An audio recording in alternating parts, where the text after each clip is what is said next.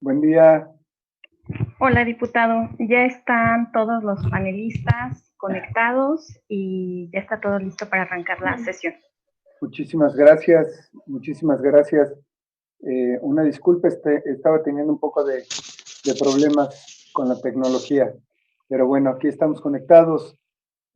Saludo a todos y a todos los que el día de hoy nos acompañan en esta nueva edición del conversatorio Retribución Creativa y Derecho de Autor, la copia privada, mismo que forma parte de las actividades de las que he convocado en mi calidad de presidente de la Comisión de Cultura y Cinematografía de Cámara de Diputados, dando seguimiento al ejercicio del Parlamento abierto que nos permite a los legisladores escuchar y tomar consideraciones, los argumentos, propuestas, análisis de los especialistas en los temas que forman parte de la agenda legislativa.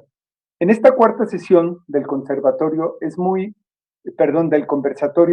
especial porque nos honran con su presencia destacados investigadores reconocidos a nivel internacional por su especialización en derechos de autor y derechos de los usuarios de la red, nuevas tecnologías, telecomunicaciones e Internet, y particularmente agradezco que se sume a este esfuerzo la red de mujeres líderes para promover la igualdad sustantiva en los sectores de la telecomunicación, radiodifusión y tecnologías de la información y la comunicación. Así que muchas gracias y le doy la bienvenida a María Elena Estavillo Flores, quien es presidenta de Conectadas.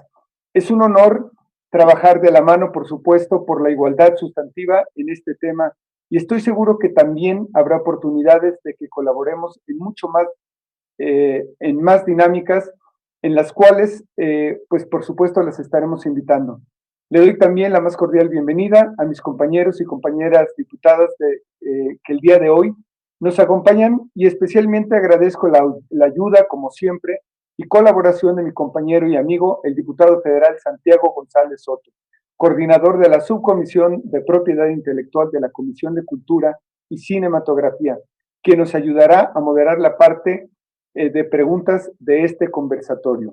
Y bueno, sin duda alguna, abordar el tema de la copia privada es de vital importancia para el desarrollo de la comunidad artística y compositores, pues la salvaguarda de sus derechos y la remuneración compensatoria de sus obras intelectuales y creativas depende, por supuesto, de la consolidación de una legislación y prácticas gubernamentales eficientes y a favor de la armonización y fortalecimiento de las cadenas de valor de la industria cultural, creativa, tecnológica y electrónicas que finalmente facilitan que los usuarios nos beneficiemos que obtenemos a través de las múltiples dispositivos y plataformas en el siglo XXI. Pero sin más preámbulos, le doy la más cordial bienvenida a nuestros panelistas invitados. Y para el tema Visión de la industria de la electrónica ante la copia privada, participan Eduardo de la Parra Trujillo, socio fundador en De la Parra y Asociados. También estará con nosotros Luis Octavio Martínez Morales, representando a la Cámara Nacional de la Industria Electrónica de Telecomunicaciones y Tecnologías de la Información, CANIETI. También estarán Ana de Saracho O'Brien, directora de Regulación en Telecomunicaciones México, y por supuesto Efrén Huerta Rodríguez, vicepresidente del Consejo Directivo de la Cámara Nacional de la Industria de la Radio y Telecomunicaciones. En nuestro segundo tema de esta sesión, análisis académico de la copia privada en América Latina, participarán Jorge Bravo Torres, especialista en medios y telecomunicaciones y académico de la UNAM. También estará Lucía Carrera, directora, productora y guionista de cine. Y también tendremos como ponente a Fernando Zapata López, quien es académico y socio fundador de Zapata y Ríos, abogado asociado con sede en Colombia.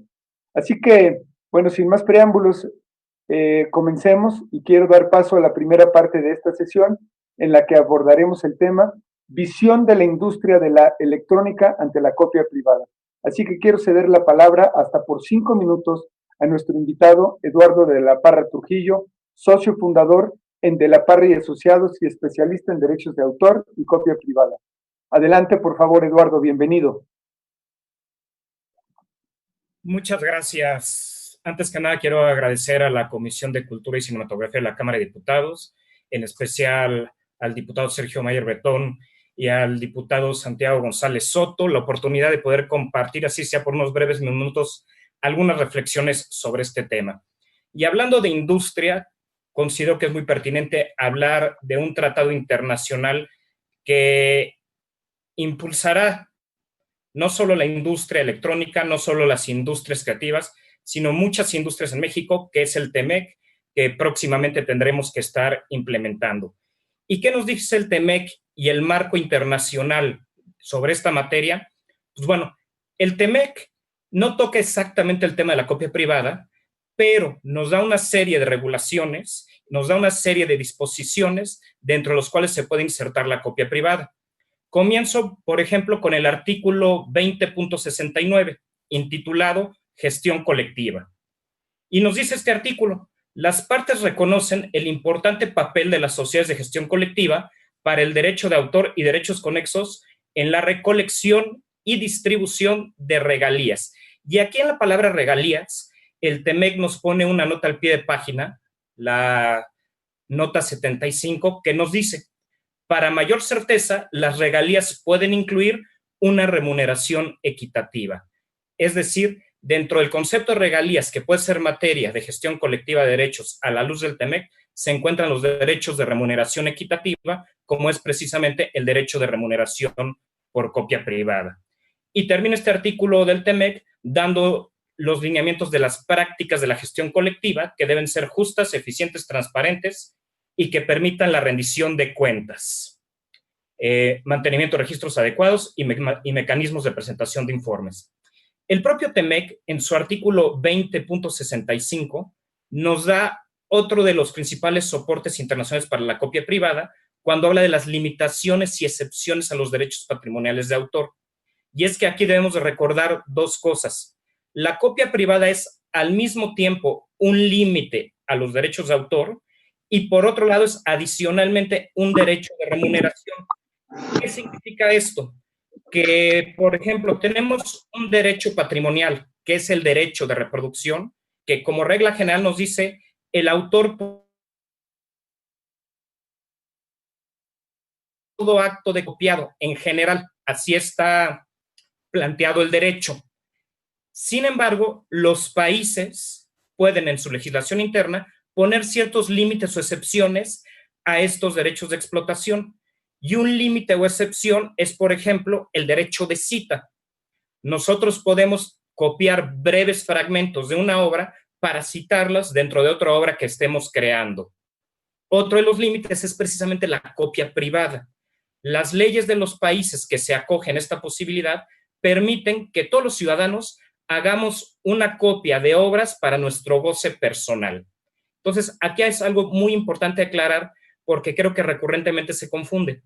La copia privada, hacer copias privadas, es algo lícito, es algo permitido por las leyes.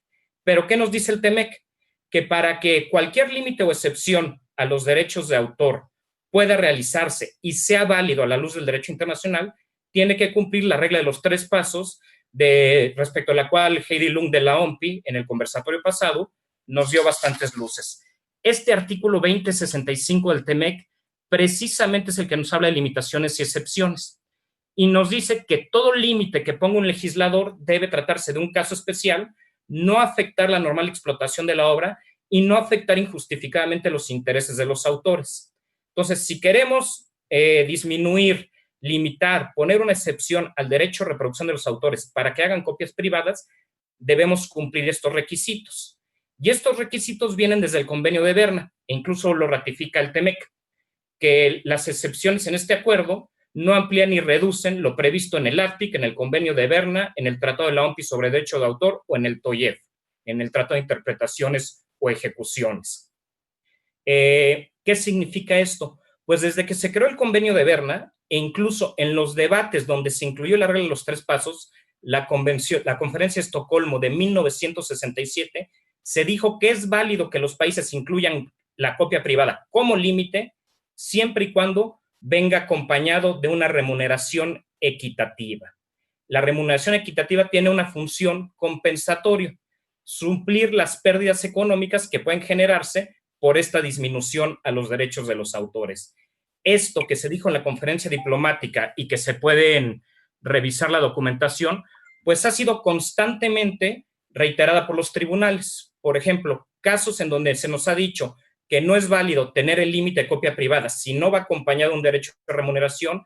El caso Vasca de la British American of Composers and Artists del Reino Unido de 2014, el caso Amazon del Tribunal de Justicia de la Unión Europea, el caso Hannover de 1999 del Tribunal Supremo Alemán, y curiosamente encontré un caso de aquí de México, de la primera sala de nuestra Suprema Corte, el amparo directo en revisión 256-2016, que en una nota al pie de página, es un obiter dictum de nuestro máximo tribunal, dijo lo siguiente: el pago de una remuneración equitativa impide que se cause un perjuicio injustificado a los intereses legítimos del autor y, en consecuencia, que se afecte la explotación normal de la obra. Muchos podrán decir, y con razón, que en este caso la Suprema Corte no estaba abordando el tema de copia privada, y no, estaba abordando otro tema de límites o excepciones a los derechos de autor, como es la implementación del Tratado de Marrakech aquí en México. Pero lo interesante es cómo nuestra Suprema Corte no se alinea a los requisitos que establece la legislación internacional, al entendimiento tradicional de las reglas de los 3 pasos de TEMEC y del Convenio de Berna, en el sentido de que se requiere un derecho de remuneración equitativa para impedir que se afecte la normal explotación de la obra. En este sentido, y desde mi punto de vista, considero que la iniciativa que en estos momentos estamos discutiendo se encuentra plenamente alineado a lo que permiten los tratados internacionales, sigue las corrientes de regulatorias más modernas en la materia y, lo que es todavía más interesante, va a servir para cumplir y satisfacer deficiencias del artículo 40 de la ley que venimos arrastrando desde hace tiempo y que no han permitido a los autores poder cobrar su remuneración por copia privada y estar en la regularidad internacional sobre este tema. Por su atención, muchas gracias. Muchísimas gracias, Eduardo. Interesante tu aportación. En un momento tenemos la oportunidad de tener acceso a las preguntas, que estoy seguro va a haber muchas preguntas hacia ti.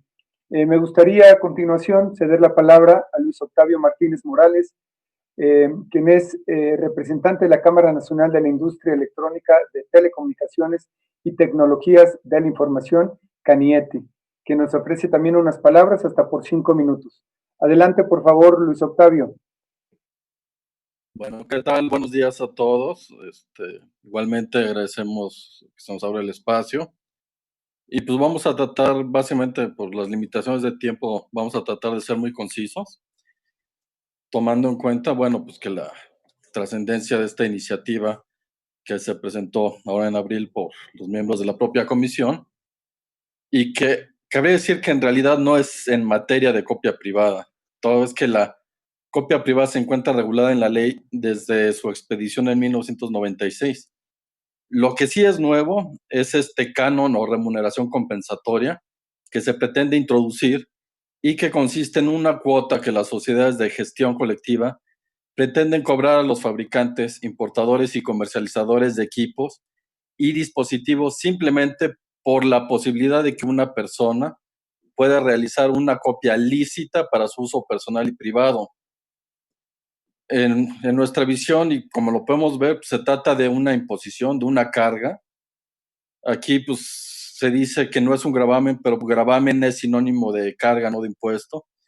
Y es una carga que se impone entre dos particulares que no tienen un vínculo jurídico y sobre el que no medía ni consentimiento alguno, por lo que nosotros consideramos de que se violan los derechos fundamentales de igualdad y de autonomía de la voluntad, y consecuentemente consideramos que este gravamen es totalmente inconstitucional. Por otra parte, y vamos a escuchar, se ha argumentado un poco que ya existe en la ley esta remuneración y que únicamente se pretende reglamentarla. Sin embargo, esto no es cierto, y yo creo que aquí tenemos que distinguir claramente entre dos conceptos. Uno que es la copia autorizada y la otra que es la copia privada. y en este caso el artículo 40 de la ley establece, sin lugar a dudas, el derecho de los titulares de percibir una remuneración por las copias que se hayan realizado sin su autorización, pero claramente excluye de este supuesto en el artículo 148. Incluso si tienen oportunidad de leer el artículo 40, habla de esta remuneración y dice, y sin estar amparada por alguna de las limitaciones previstas en los artículos 148 y 151. Entonces, tenemos que se trata de dos cuestiones distintas, ¿no? Una cosa es la copia no autorizada, que la ley establece que tienen derecho a una remuneración los titulares, y la otra, la copia privada, que la ley claramente señala de un uso legítimo del consumidor y que no requiere ni autorización del titular de derechos ni el pago de una remuneración. Para nosotros esto es muy importante porque habría que preguntarse realmente si el que una persona que compra una canción, la descarga en su computadora y luego la pasa a su teléfono celular para disfrutarla, realmente le está causando un daño a la explotación normal de la obra, ¿no?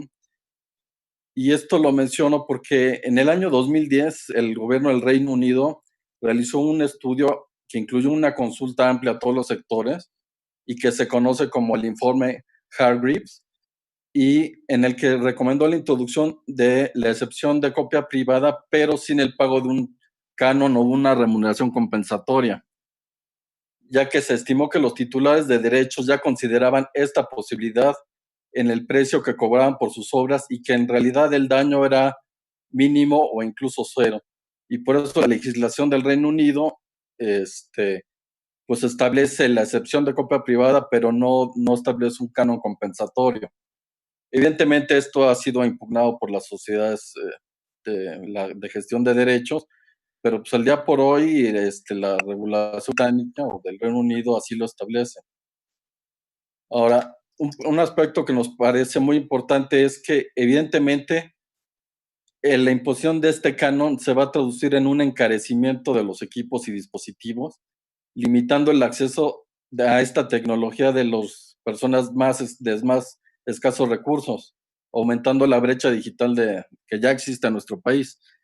Y pues no hay que ser un experto en economía para saber que el dinero para cubrir los costos de producción, los impuestos y el margen de ganancia solo sale de un lugar, que es del bolsillo del consumidor. Se ha argumentado que los dispositivos y equipos son más caros aquí que en el extranjero y demás, pero el fabricante debe de asumir el costo de este gravamen, pero en realidad no hay ninguna disposición que obliga a una persona a establecer un criterio o limitar la utilidad que gana por los productos que vende al mercado. Entonces, es evidente que este costo se va a trasladar al consumidor y limitará el acceso de personas de escasos recursos a la misma. Y ahora, un punto que a nosotros nos resulta sumamente preocupante es la que se está proponiendo que se elimine la fracción primera del artículo 151, que no solo afectará el uso justo de las obras y limitará la creación de nuevo conocimiento, sino que tiene un efecto perverso, que es criminalizar a los usuarios. Y ya hablo de criminalizar en el sentido de que los va a convertir en infractores. ¿Qué quiere decir esto? Que básicamente una persona, una señora que grabe a una bailando una canción y la suba a sus redes sociales, aunque no persiga un fin de lucro, por ese solo hecho estará convirtiéndose en un infractor y podrá quedar sujeto a una demanda de una compensación por parte de los titulares de derechos. Y finalmente, pues, queremos concluir de que la tecnología en realidad está facilitando la comercialización de las obras y está impulsando todo el mercado de la música. Basta señalar que en el reporte global de la música de la Federación Internacional de la Industria Fonográfica señala que los ingresos por música global crecieron el año pasado ¿Ya lo lanzaste? 8.2%. alcanzando la cifra de más de 20 billones de dólares.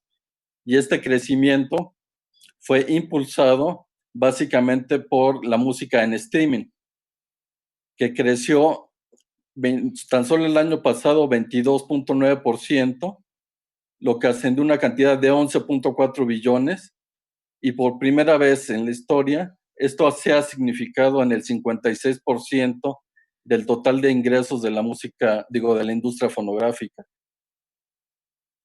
Consideramos que el futuro ya llegó y el futuro es el streaming. Y los soportes materiales cada vez van a ir desapareciendo.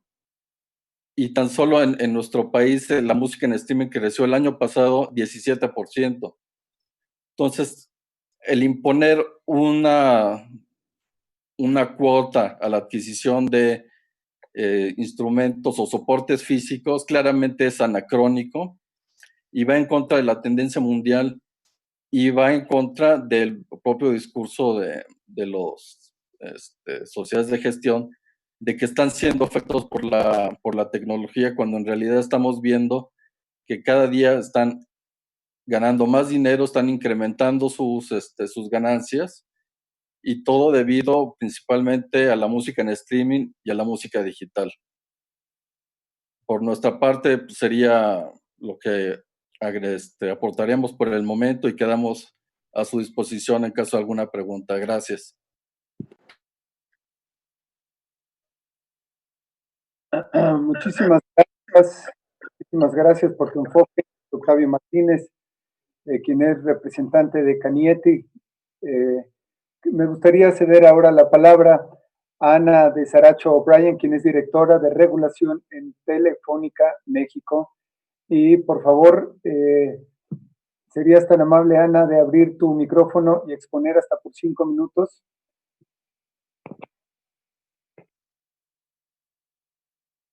Hola, buenos días. Muchísimas gracias, diputado Mayer, y a todos los miembros de la Comisión de Cultura y Cinematografía de la Cámara de Diputados por este espacio. Bueno, pues evidentemente soy abogada, pero tengo una desviación, una especialización más hacia el sector de telecomunicaciones. Así es que sin duda, pues voy a tratar de enfocar mi exposición sobre estos temas. Primero que nada, pues sí, suscribo lo que ya estableció Octavio. Me parece que la copia privada como tal, pues ya está establecida en la ley el día de hoy y es una actividad lícita.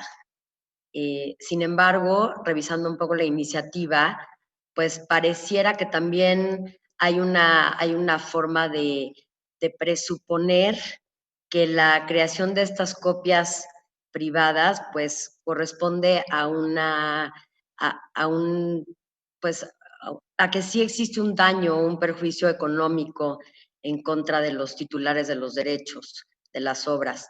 Y aquí me quisiera detener nada más un segundo, porque veo que la iniciativa trae ciertos antecedentes de legislaciones en Europa y demás, donde sí se ha tomado esta retribución, pero lo que creo que hace falta analizar en esa parte es qué ha pasado después, porque si bien existe ya en resoluciones específicas de casos, pues ha habido determinaciones respecto a que se requiere demostrar que hay un daño y un perjuicio. Y en algo que no se han podido poner de acuerdo sobre todo es en cómo establecer estos daños y estos perjuicios, cuál es el estándar mínimo para determinar que hay un daño o un perjuicio a los derechos de los titulares de las obras.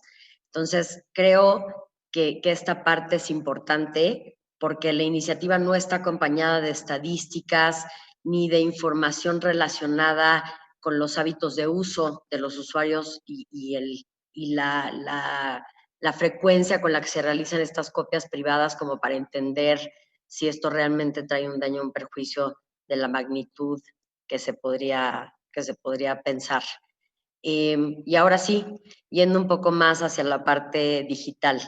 Evidentemente yo, especialista en telecomunicaciones, parte de Telefónica México, y de las asociaciones y cámaras correspondientes a los sectores de las tecnologías de la información y de las comunicaciones, pues mi interés sobre todo tiene que ver con esto. ¿Qué pasa con esta retribución vista desde el punto de vista que quieran?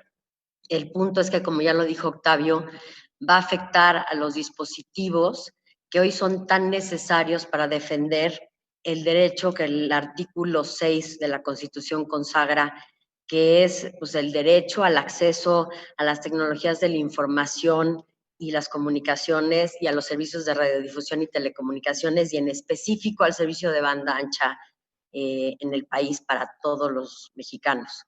Y evidentemente con esta pandemia y en esta declaratoria de contingencia que estamos viviendo, creo que más que nunca se ha hecho expresa la necesidad de la conectividad de los usuarios.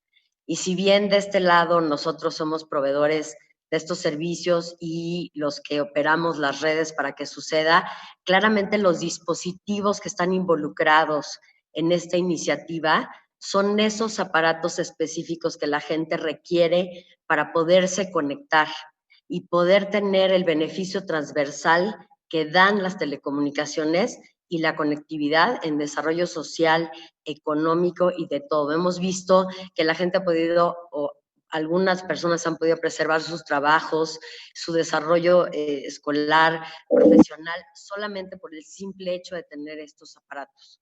Entonces, claramente el establecer una retribución a su fabricación, importación, distribución o comercialización, nos parece que efectivamente podrá echar para atrás gran parte del avance que se ha tenido en el desarrollo y en la eliminación de la brecha digital que claramente tiene este país y en el que todos los que pertenecemos a estos sectores estamos tratando de actuar para eliminar y erradicar totalmente en algún momento.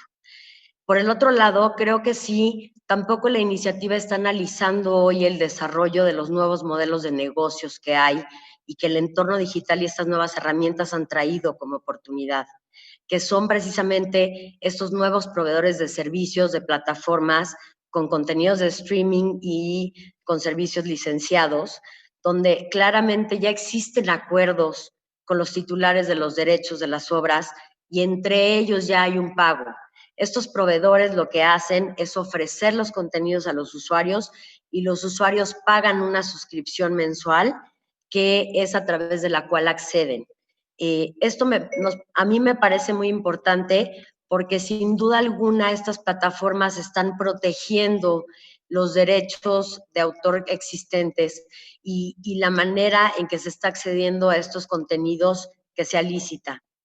Ahora bien, como también ya se dijo, la necesidad de una copia privada cada vez es menos relevante. Hoy, en el momento en que tú tienes un smartphone o una PC y puedes bajar estas aplicaciones o estas plataformas, el contenido estará disponible para ti las veces que lo quieras escuchar, sin necesidad de que necesariamente utilices un medio de almacenamiento adicional. Entonces, ya existe, también existe la posibilidad de bajar una copia o de tener acceso a este contenido sin conexión, pero siempre que tengas la plataforma activa y tengas una suscripción. Y entendemos que parte de estas suscripciones que se están haciendo son parte de los acuerdos que se tienen con los titulares de los derechos de los contenidos para estos efectos. Y hoy nada más me gustaría proveer un poco las estadísticas porque creo que son bien importantes. Pero nada más en México, por ejemplo, DCU reportó que en streaming de música hay 15.1 millones de suscriptores al tercer trimestre de 2019. Esto tuvo un incremento y ha tenido incrementos que también ya vimos relacionados con la industria musical enormes y que antes de esto venían decreciendo casi en los últimos 15 años. Entonces, al haber estos nuevos modelos de negocios, es como se permite que además de que los usuarios puedan tener al alcance todas estas opciones y competencias y con precios asequibles para todos, al final también para los autores representa la posibilidad de que a través de una plataforma se mantengan y se aseguren sus derechos. Entonces, de verdad creemos que la copia privada pues tiende o tiene una tendencia a desaparecer en el tiempo. Cada vez habrá más usuarios conectados. Tenemos 59.8% de los usuarios de Internet en el país están en estas plataformas, sobre todo de música, lo cual implica casi 49 millones de mexicanos que ya están gozando de este nuevo modelo. Entonces, sí creemos pues que si todo esto nos lleva a tratar de evolucionar, de innovar y de lograr que el entorno digital cada vez forme parte más de nuestras vidas, se haga a través de estos nuevos modelos. Y evidentemente no se penalice o no se pongan estas retribuciones sobre los dispositivos que son tan necesarios para hacer uso de los mismos y sobre todo para la conectividad del país. Ese derecho que el artículo 6 constitucional consagra y que en ningún momento puede verse vulnerado. Gracias. Muchísimas gracias. Interesante reflexión. Ana de Saracho O'Brien, quien es directora de regulación en Telefónica México. Y bueno, para la ponencia magistral, bueno, pues es precisamente un honor para nosotros, para la Comisión de Cultura y Cinematografía, tener la presencia de todos ustedes, pero en especial a nuestro primer ponente, que es don Efrén Huerta Rodríguez, quien él es vicepresidente del Consejo Directivo de la Cámara Nacional de la Industria de la Radio y Televisión, CIRT. Sin duda estamos convencidos de que será muy interesante escuchar el planteamiento de don Efrén Huerta Rodríguez, a quien podrá exponer hasta por 20 minutos. Así que adelante, por favor.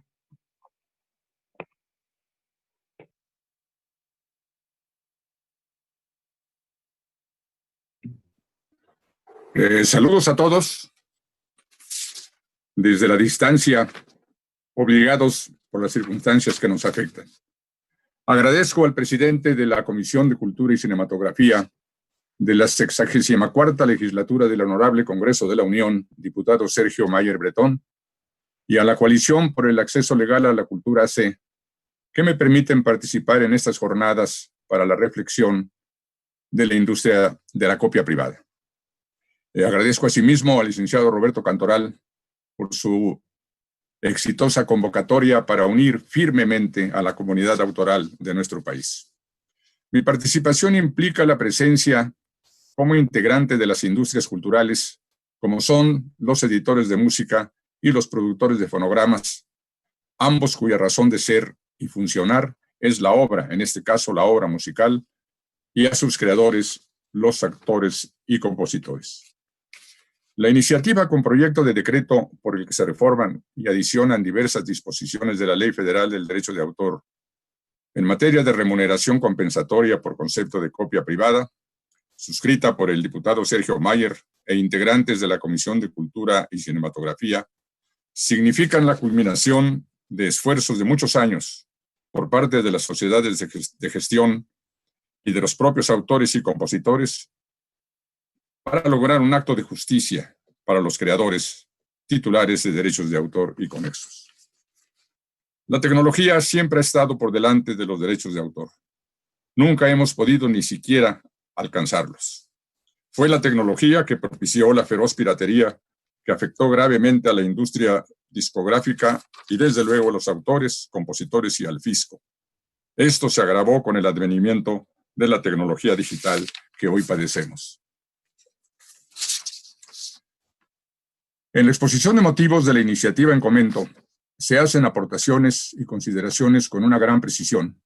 El sustento académico y la información obedece a un estudio acucioso y la fundamentación jurídica es completa, así como el manejo del derecho comparado con otros países. Por lo tanto, considero que es muy bien sustentada la iniciativa. Yo sugeriría solamente que también se le diera mayor atención a los derechos conexos que asisten a los organismos de radiodifusión para su debida protección, tanto de sus emisiones como en su carácter de titulares de los programas de radio y televisión catalogados como obras por nuestra legislación nacional.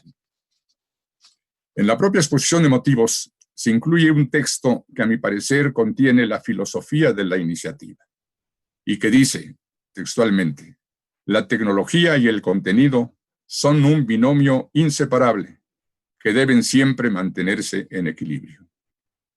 Este enunciado, esta feliz expresión me permite compartir con ustedes algunas reflexiones que ya he comentado en otros foros, pero que significan el porqué de mi participación y que se derivan de mi convicción y de la experiencia de muchos años en defensa del derecho de autor y conexos.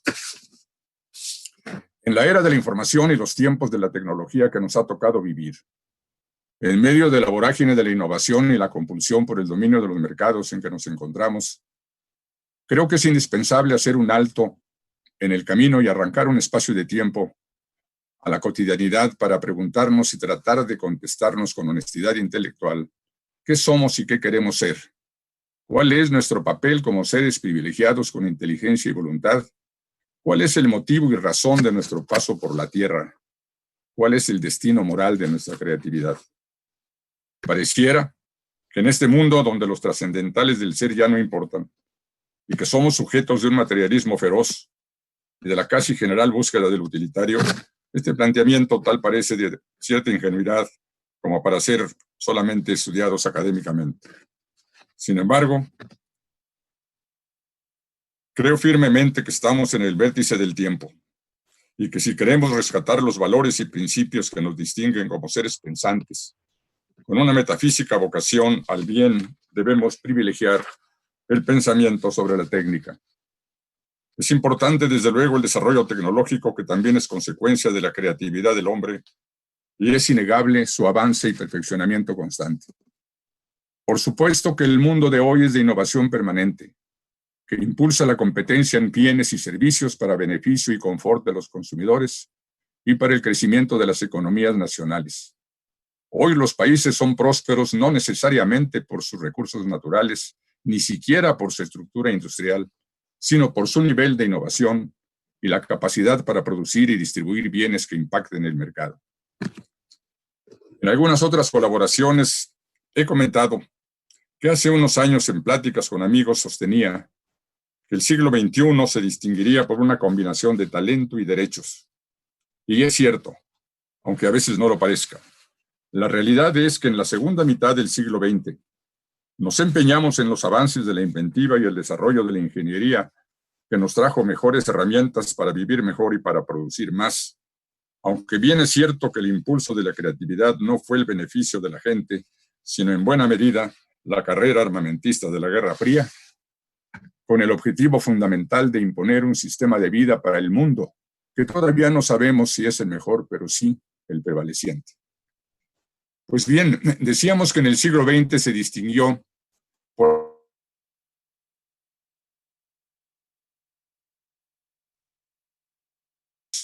nos trajeron la posibilidad de acercarnos para bien o para mal, de informarnos rápidamente de asuntos que no siempre fue útil conocer, pero ciertamente el mundo se hizo pequeño y se hizo real, la audaz idea de la aldea global.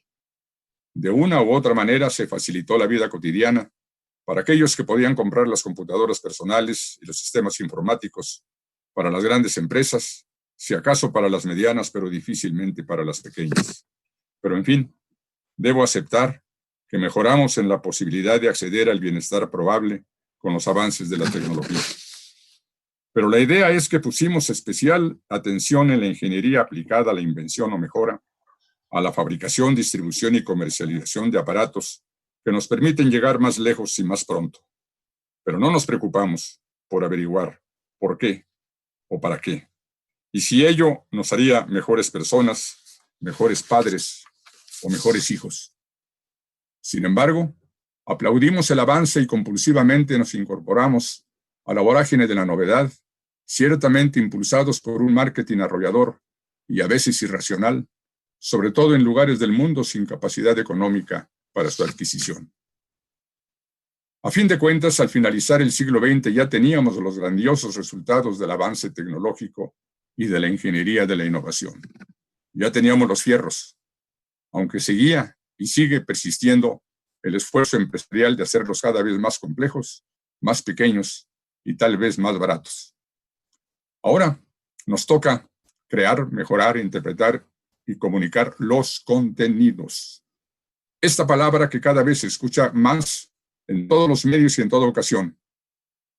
Los contenidos con mayúscula son los que darán importancia, y yo diría razón de ser, a los aparatos, a las señales, a las bandas, a las frecuencias, a las plataformas, a los receptores, a la digitalización, a la multiplexión, en todas las formas de infraestructura para la comunicación y difusión de los contenidos. Precisamente cuando me refería a que lo distintivo del siglo XXI serían el talento y los derechos, era con relación a los contenidos. Y estos son precisamente lo que se va a comunicar, a difundir a las audiencias, al público, para que se cumpla el objetivo de toda la estructura que hemos inventado y perfeccionado en los últimos tiempos. Los contenidos son precisamente lo que sale de la mente, del intelecto, de quienes se dedican a la creación, quienes se dedican a la actividad creativa. Son ellos, los creadores, los que tienen el privilegio y la responsabilidad de hacer la obra que se difunda y comunique mediante la infraestructura de telecomunicaciones, de radiodifusión, de plataformas a que nos hemos referido. Ya se trate de música, se trate de películas, se trate de telenovelas, se trate de obras musicales, audiovisuales, y todas las aportaciones artísticas amparadas por derechos correspondientes a autores, compositores, intérpretes, ejecutantes, directores, productores, guionistas, arreglistas, fotógrafos, traductores, adaptadores, y en general a todos aquellos titulares originarios de derechos de naturaleza autoral. Ya que reconocemos ampliamente la importancia del talento creativo como el innegable principio de toda obra y consecuentemente el principio de los contenidos, tenemos que dotar a la obra y a sus creadores de derechos claros, precisos y contundentes que los protejan y garanticen una rentabilidad adecuada para que sus titulares sigan creando y sigan ampliando el patrimonio cultural y artístico de la comunidad. La iniciativa que estamos conociendo, insistía yo en el sentido de decir que se trata de un acto de justicia. Un acto de justicia que hoy el legislador puede definir. Un acto de justicia para que los compositores puedan recuperar en parte todo lo que es la inversión de su talento y todo lo que es el esfuerzo de una creatividad que muy pocos tienen. Yo diría que en algún momento tendremos que enfrentarnos a la necesidad de legislar para que todo este avance de la tecnología no arrolle el talento de los creativos. Porque de lo contrario nos vamos a encontrar con que toda la estructura industrial, toda la estructura de información, toda la estructura de telecomunicaciones se va a quedar sin qué comunicar, se va a quedar sin qué difundir al público. Yo diría como última reflexión de lo expuesto, que la intención no es discutir si en un momento dado la técnica jurídica o la técnica legislativa o los antecedentes en otros países son mayores o menores en apoyo de nuestra iniciativa. Yo diría que aquí estamos enfrente de una reflexión, de un acto de justicia mayor. Si no privilegiamos la ingeniería, ya privilegiamos en todo el siglo pasado y el inicio de ya privilegiamos con protecciones políticas públicas, con legislación, ya privilegiamos la ingeniería, ya privilegiamos la tecnología, la regulación y la competencia, y relegamos los derechos humanos de los creadores de los contenidos, que son el alma de la comunicación. Si no cuidamos y preservamos a los creadores, protegemos sus derechos y estimulamos su trabajo, el siglo XXI será sin duda la tumba del pensamiento. Gracias por escucharme. Muchísimas gracias.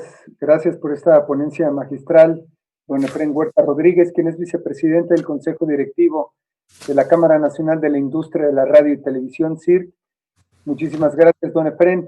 Y yo sé que vamos a tratar de ser concretos para que haya tiempo de preguntas y respuestas. A mí me gustaría ceder el micrófono a mi compañero, el diputado Santiago González Soto, quien me va a ayudar a moderar y a coordinar la sesión de preguntas y respuestas, hasta por 10 minutos. Así que adelante, por favor, para que aprovechemos el tiempo. Les encargo que hagamos preguntas directas, concretas, para que podamos aprovechar a los panelistas. ¿Qué tal? Muy buenas tardes a todos los participantes en este conversatorio, igualmente a todos los panelistas y de igual manera a todos nuestros compañeros diputados que el día de hoy se encuentran pues conectados y que a la distancia estamos llevando efectivamente este conversatorio que nos está enriqueciendo sobre este tema tan importante que es la copia privada. Agradezco a mi compañero presidente, el diputado Sergio Mayer, por esta oportunidad. Comentarles que estas primeras ponencias han sido bastante interesantes y que tenemos algunas preguntas que nos gustaría que nuestros panelistas pudieran responder. En primer término, quiero comentar que de parte de León Felipe Sánchez, él hace una pregunta en general para todos. Dice, a mí me gustaría preguntar, ¿en qué parte de la iniciativa se criminaliza al usuario? No veo tipos penales ni de infracción en el texto. ¿Nos podría el ponente orientar hacia dónde se encuentran dichos tipos penales o de infracción? Esa es la primera pregunta. Adelante, quien quisiera contestar esta pregunta.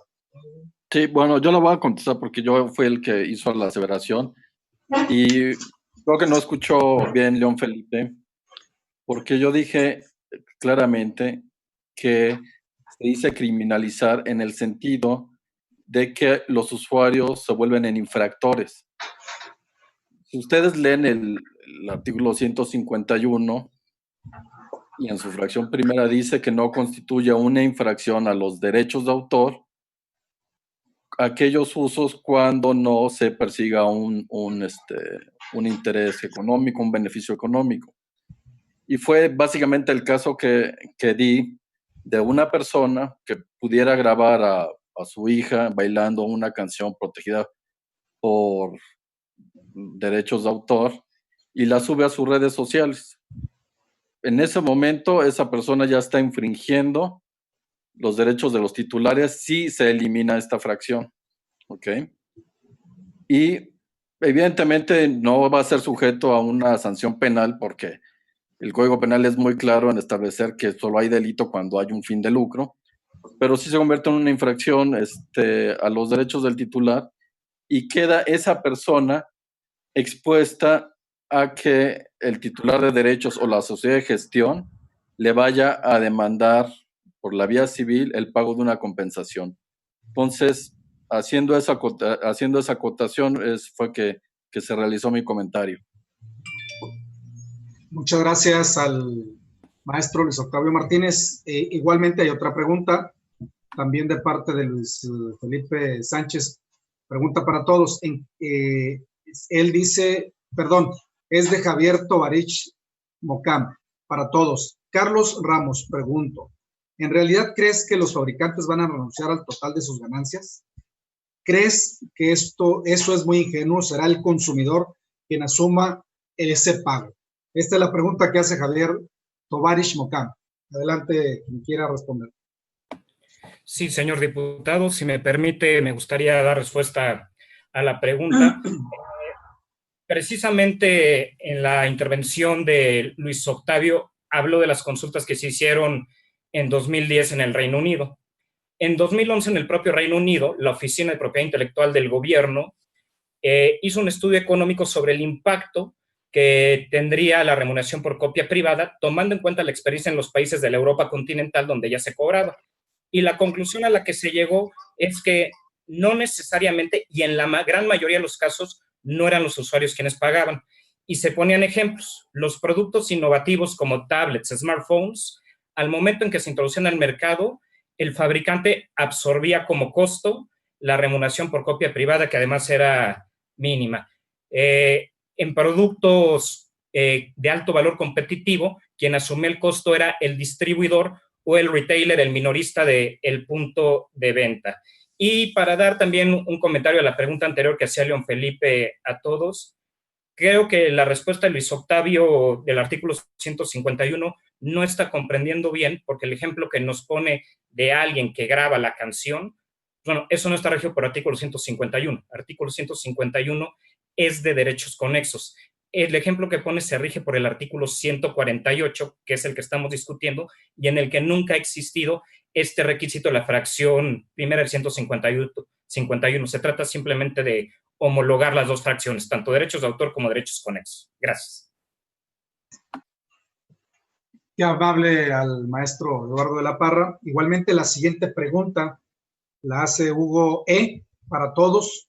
Pregunta para Ana Saracho. Dice aquí, ¿Telefónica Movistar paga copia privada en España? Esa es la pregunta directa para Ana de Saracho. Adelante, maestra.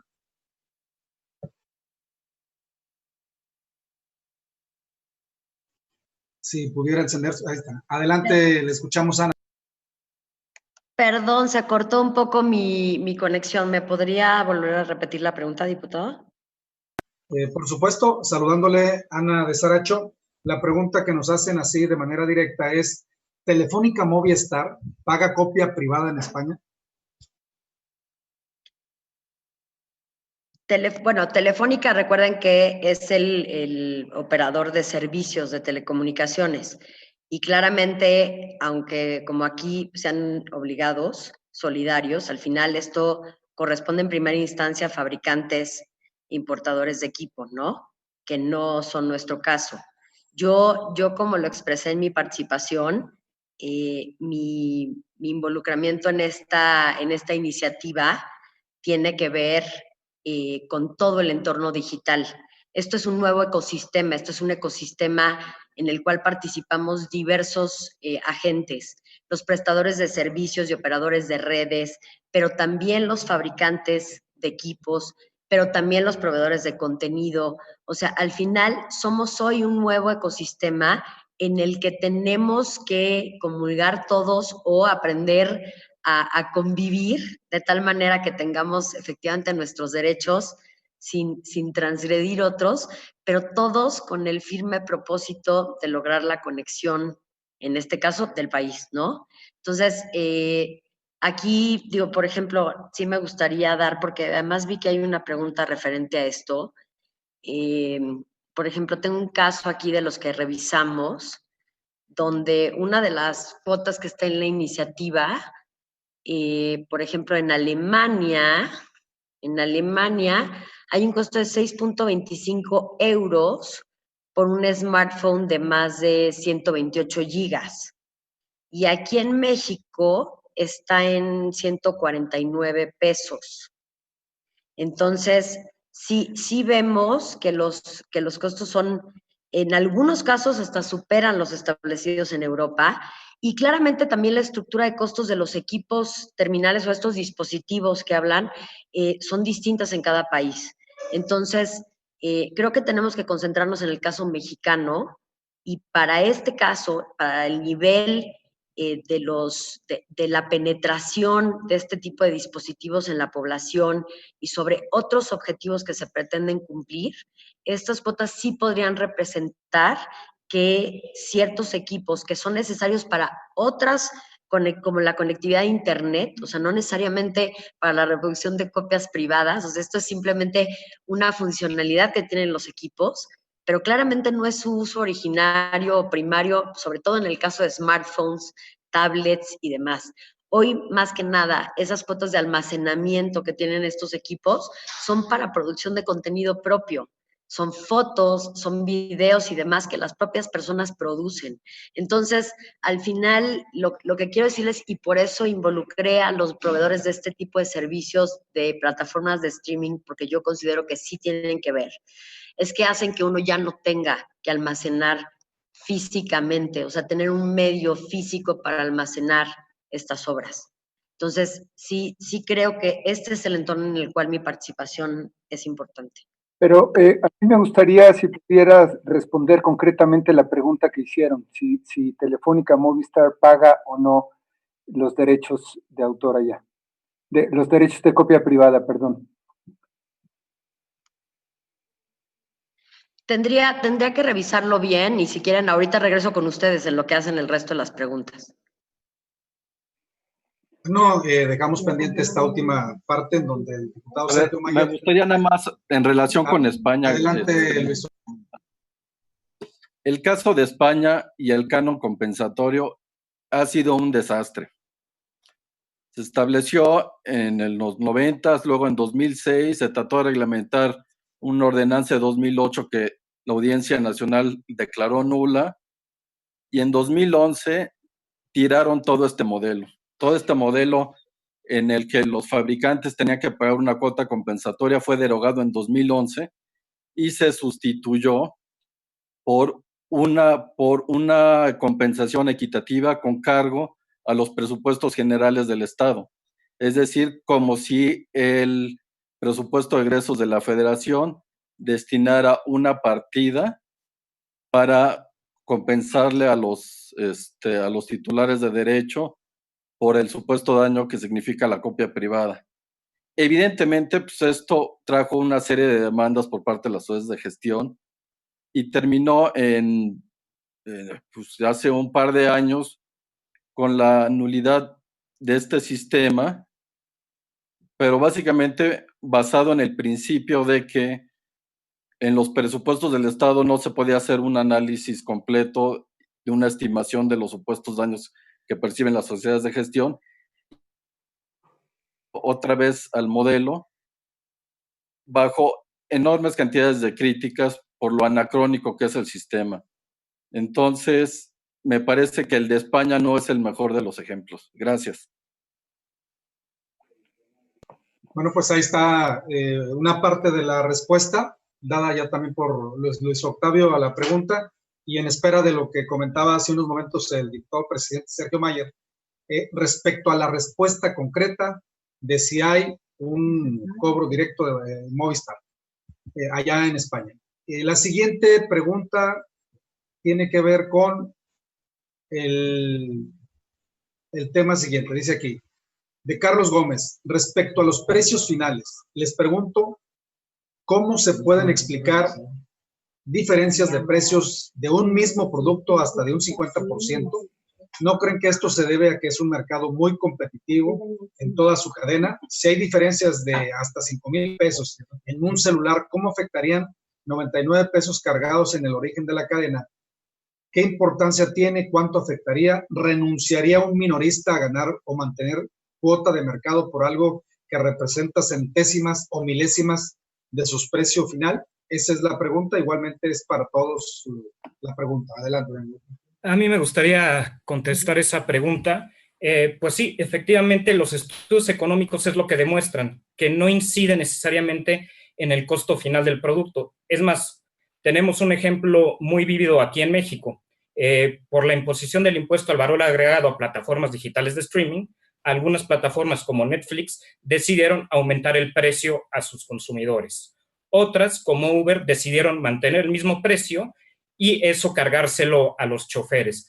Plataformas como Spotify no han subido el precio y han absorbido el IVA. Entonces, al final, es una decisión de mercado que no necesariamente repercute. Y creo que es muy interesante que Luis Octavio haga referencia al caso de España, que además no lo comentó completo, porque efectivamente en 2010 se quitó el sistema ortodoxo de copia privada de remuneración cargada a fabricantes y dispositivos, pero un tribunal internacional, el Tribunal de Justicia de la Unión Europea, tuvo que venir a echar abajo ese sistema implementado por España. El propio Tribunal Supremo Español echó de vuelta ese sistema porque lo que se dijo es que se tenía que regresar al sistema donde el presupuesto para pagar la copia privada viniera precisamente del mercado y viniera del fabricante, que es como se ha hecho y como se ha realizado en la mayoría de los países del mundo. E incluso en España podemos ver a esto de los precios algo bien interesante. Cuando se dejó de cobrar el derecho por copia privada a los fabricantes y distribuidores importadores, no bajaron el precio de los dispositivos, y eso está económicamente probado.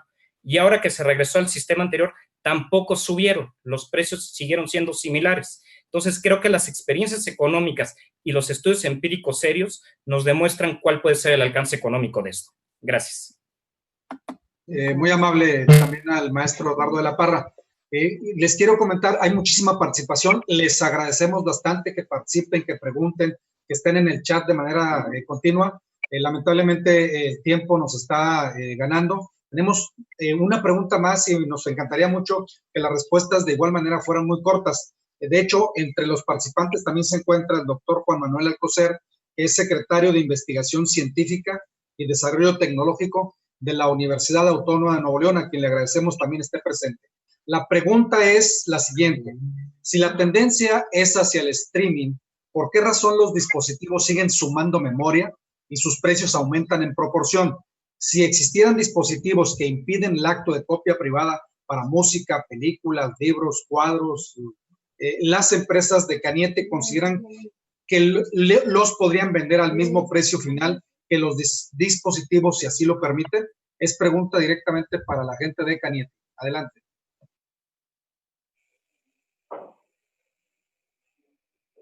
Bueno, a ver. La decisión de si se incrementa o se reduce el margen de utilidad es básicamente del fabricante. Es básicamente su decisión si repercute o no repercute el costo de los derechos o de los insumos en el consumidor final, ¿no? No hay ninguna disposición, o sería básicamente antijurídico tratar de limitar esa libertad, ¿ok? Ahora, ¿cuál era la segunda parte de la pregunta? Con todo gusto. Dice... ¿Por qué si siguen incrementando la capacidad? Ok. Básicamente con los nuevos dispositivos, ya los usuarios son creadores. Pueden tomar video, pueden tomar audios, pueden grabar cualquier cosa. Y esto realmente es un beneficio para el consumidor, el que tener más capacidad para grabar incluso obras que ellos mismos producen. Evidentemente es un beneficio, además de que las aplicaciones y demás cada día ocupan mayor espacio. ¿Okay? Entonces, no sé, no hay una correlación, o no podemos decir que hay una correlación entre un aumento en el almacenamiento y un incremento en la realización de copias privadas, porque al final de cuentas el usuario es el que determina y es el que es responsable del uso que se le dé a sus aparatos que él compró. Muchas gracias al maestro Luis Octavio. Agradecemos a todos los participantes con sus preguntas, asimismo a nuestros ponentes con sus respuestas. Cedo la palabra al diputado presidente Sergio Mayer. Adelante, diputado, tiene usted la palabra. Muchísimas gracias, diputado Santiago Soto. Agradezco tu participación y estamos cediendo incluso el tiempo de conclusiones que podríamos dar nosotros en esta mesa para que tengan oportunidad ustedes de seguir participando y haciendo sus preguntas. Y vamos a hacerlo mucho más concreto para que ustedes también puedan seguir participando. Así que vamos a dar seguimiento. Y en esta segunda hora de sesiones arrancamos ahora con el conversatorio. En esta segunda ronda hablaremos sobre el análisis académico de la copia privada en América Latina. Y en esta ronda tendremos como nuestro primer invitado a Jorge Bravo Torres, quien es especialista en telecomunicaciones, medios, columnista en El Economista y destacado académico de la Universidad Nacional Autónoma de México. Así que, por favor, cedemos la palabra hasta por 5 minutos a Jorge Bravo Torres. Adelante, por favor. Muchísimas gracias. Muy buenas tardes a todos. Muchas gracias al legislador Sergio Mayer Bretón, desde luego a la Comisión de Cultura y Cinematografía por esta invitación, por esta interesante discusión. Permítame entrar con lo que genera riqueza en la sociedad de la información, que es en la que estamos viviendo. Lo que genera riqueza hoy es el conocimiento, es la innovación, es la creatividad y es los datos. Por cierto, todo esto sobra en México. Por lo tanto, la discusión de esta iniciativa es muy pertinente porque lo que toca precisamente es lo que está generando riqueza en una sociedad de la información que nos hace, a diferencia de la sociedad industrial, que se hablaba del proletariado, que todos nosotros, todos los que están aquí y los que nos están viendo y escuchando, pertenezcamos al cognitariado, a una clase social donde nuestro conocimiento, nuestra creatividad, nuestra innovación y los datos es lo que genera riqueza en este momento. Pero permítanme darles algunos datos sobre la copia privada en América Latina, que es lo que se está discutiendo.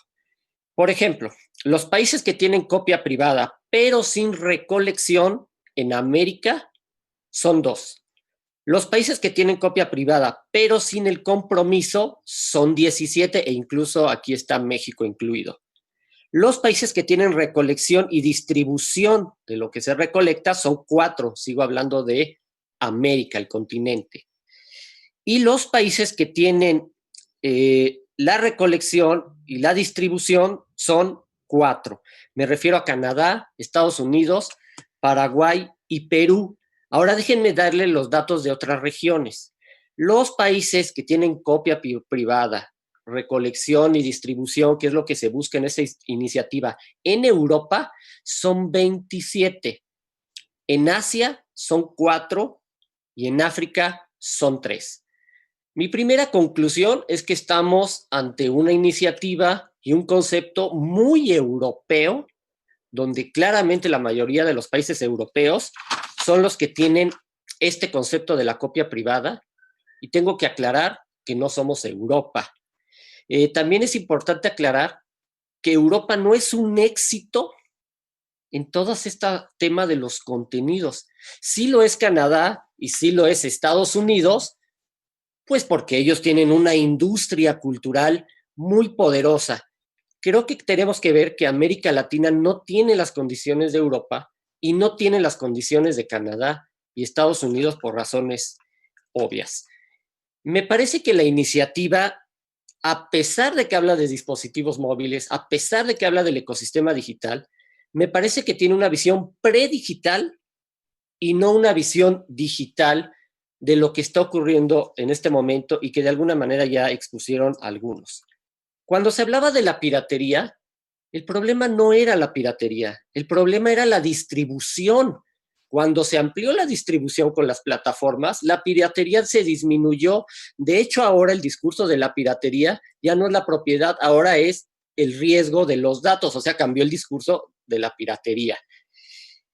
Las TIC, las tecnologías de la información y la comunicación, destruyeron la cadena de valor de todas las industrias culturales. Prácticamente la distribución bajó a 0. Pensemos en el libro que ahora se puede descargar y por lo tanto el costo de distribución bajó prácticamente a 0, a menos que estemos hablando desde luego de la copia impresa.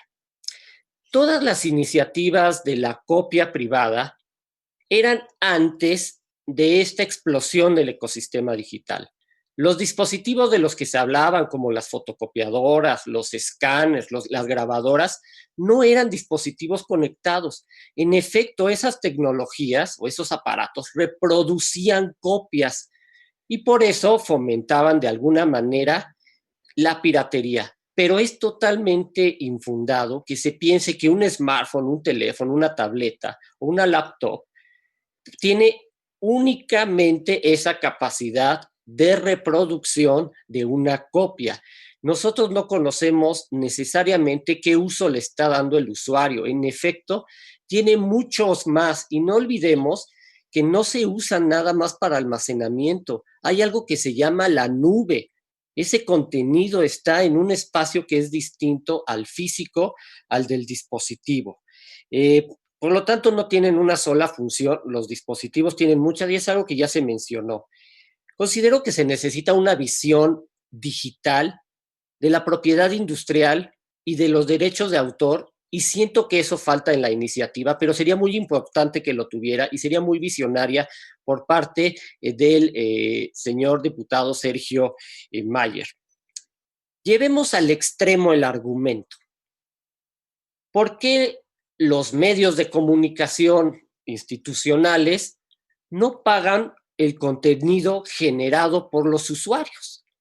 Todos los días vemos noticiarios, todos los días vemos una serie de contenidos producidos institucionales y profesionales que cada vez usan más el contenido de los usuarios. Es decir, también esas empresas lucran con un contenido que genera cada vez más los usuarios. Incluso creo que hay que dudar hasta del concepto mismo, copia y privada. Lo siento, pero la propiedad privada de los bienes culturales cada vez se está diluyendo más. Cuando nosotros escuchamos una canción o vemos una serie en una plataforma, ahí no hay copia, no hay copia. Y tampoco es privada. O sea, el concepto, vuelvo a insistir, es de una era predigital donde claramente se podía justificar muchísimas veces. Además, actualmente estamos pasando del producto cultural, que se puede copiar aún en un formato digital, al concepto de servicio. Ya no es nada más propiedad, es servicio. Los que estamos contratando, ya se mencionó, son servicios y por lo tanto hay infinidad de modelos de negocio. Todos estos productores, autores, todos los que reclaman la propiedad intelectual e incluso industrial, tienen que darse cuenta que las tecnologías ya desbarataron su modelo de negocio. Es totalmente disruptivo y tienen que crear nuevos modelos de negocio. La industria fonográfica durante décadas se quejó de la piratería digital y ahora, y ya lo mencionaron, ya están creciendo, pero están creciendo gracias al streaming. O sea, hay nuevos modelos de negocio. Estos también lo saben los cantantes, los autores.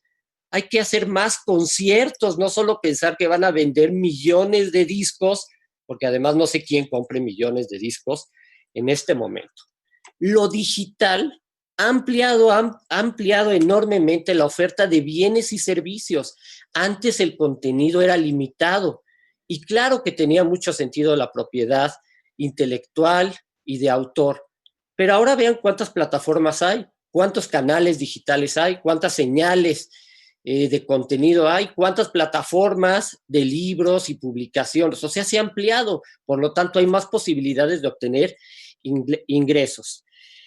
Es limitado decir nuevamente que los dispositivos solo se benefician incluso publicitariamente de la música, las películas, los libros y las pinturas. También quienes producen música, películas y libros se benefician de la conectividad, se benefician de que crezca el parque de dispositivos, se benefician de que haya más usuarios conectados con dispositivos móviles y tabletas.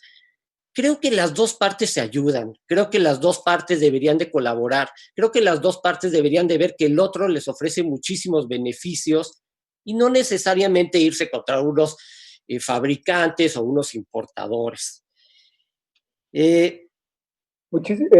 Disculpa la interrupción, Jorge, si serías tan amable de ir concretando. Claro que sí. Te lo agradezco. Termino con 2 ideas. Muchas gracias, señor diputado, por el espacio, por el tiempo.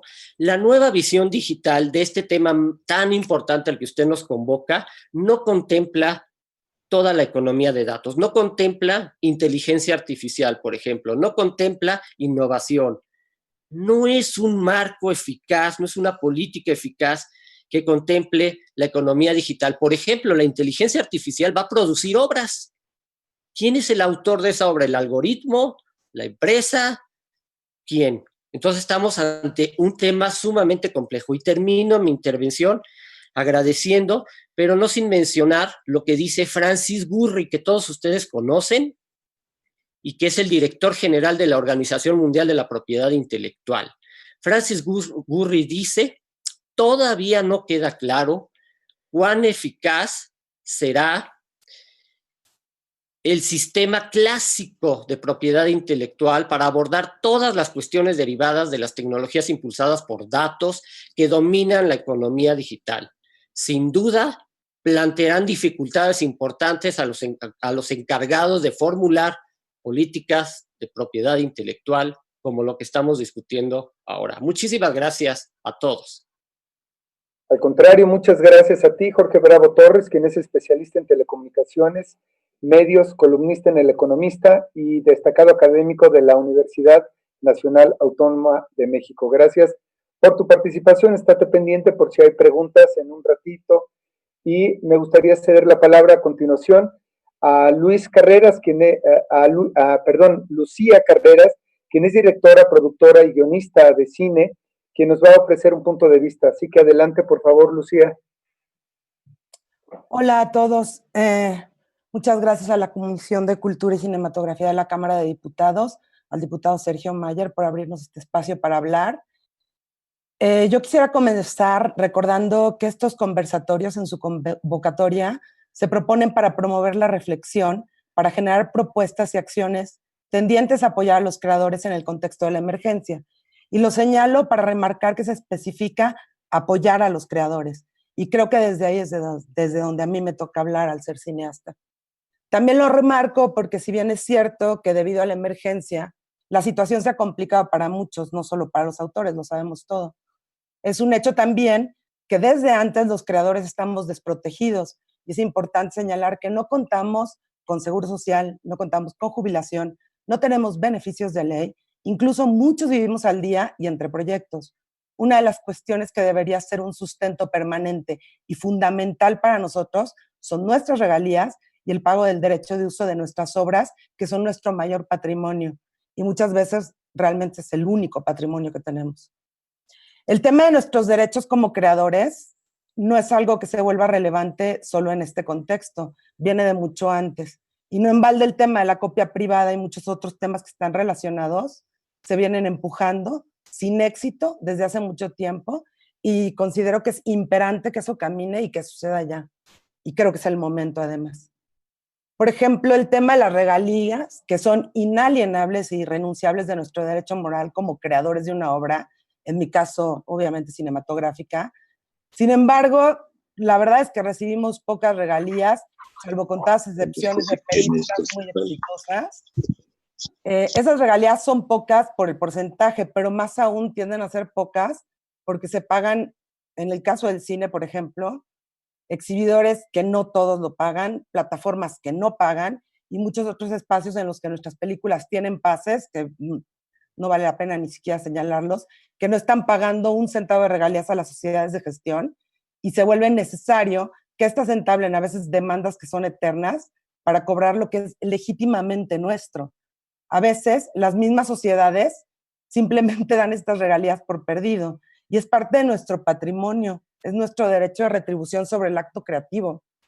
La copia privada ya está contemplada en la Ley Federal del Derecho de Autor, lo han mencionado ya varias veces, y por tanto es necesario ir adelante y hacer suceder la remuneración compensatoria. Y es fundamental desde mi punto de vista que cuando se determine la figura que hará el cobro de las remuneraciones por copia privada, que yo considero que debería ser el Instituto Nacional del Derecho de Autor, esta se reparte entre todas y cada una de las sociedades de gestión implicadas y que ese capital que éstas reciban se otorgue en favor a los creadores de forma clara, establecida legalmente y sin privilegios, puesto que en mi experiencia es muy común que se privilegien ciertos medios audiovisuales por sobre otros en las sociedades de gestión. Creo que esto sería importante contemplarlo en la legislación y que el INDAUTOR estuviera encima de este y muchos otros temas que actualmente en algunas de estas sociedades se están manejando de forma ilegítima. Ya que sin siquiera existir la copia privada como tal y en función ya en México, es una realidad que, como lo mencioné hace unos minutos, la distribución de regalías en las sociedades de gestión no es equitativa. Ya no digamos lo que podría suceder con una compensación como la que se generaría con la figura de la copia privada. Sin embargo, celebro que desde ahora ya se esté contemplando que un 20% de lo recaudado por copia privada se destine a beneficios de asistencia social a los creadores.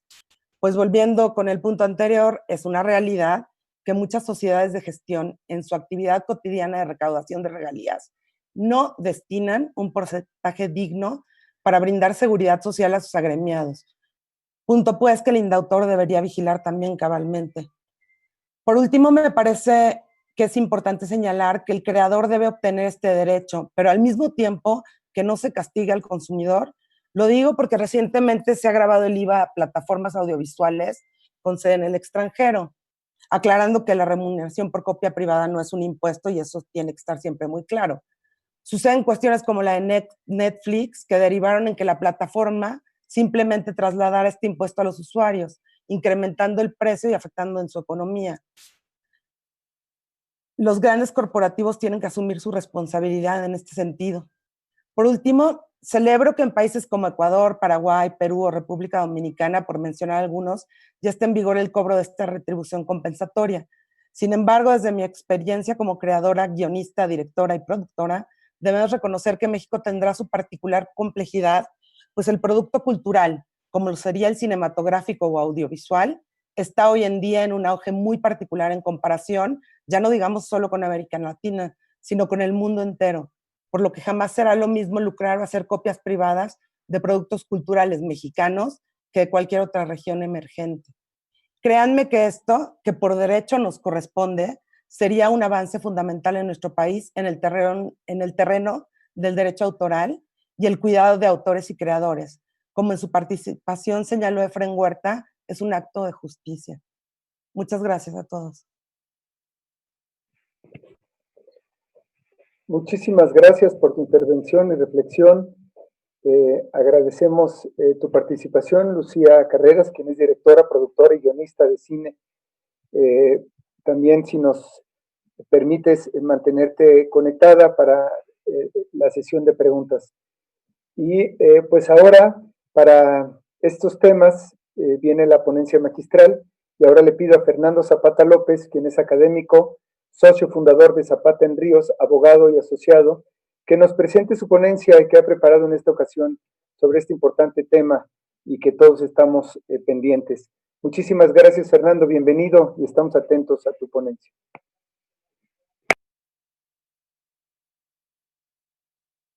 No, bueno, no me dan video. Dice que no puede iniciar su video porque el anfitrión lo ha detenido. Comience mi video. Ok, listo. Bueno, muy buenas tardes a todos, en especial al diputado Sergio Mayer. Un gusto volverlo a saludar. Dice que no puede iniciar su video porque el anfitrión lo ha detenido. Comience mi video. Ok, listo. Bueno, muy buenas tardes a todos. Muy buenas tardes, los saludo desde Bogotá. Hay un retorno de la voz, hay un retorno, sí, tengo un retorno. Algo pasa. Te está escuchando perfecto, si quieres comenzar.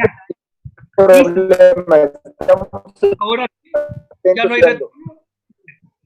Ahora sí, ¿cierto? Muy bien. Bueno, quería saludarlos a todos, saludar especialmente al diputado Sergio Mayer, volverlo a ver es un placer.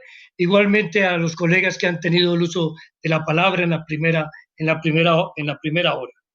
En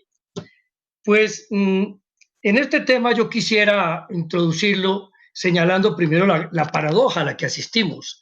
Es realmente paradójico en estos momentos de pandemia, de aislamiento, de confinamiento, en donde quien realmente se ha encargado de la distensión personal y de los hogares han sido los autores y los artistas en el mundo entero.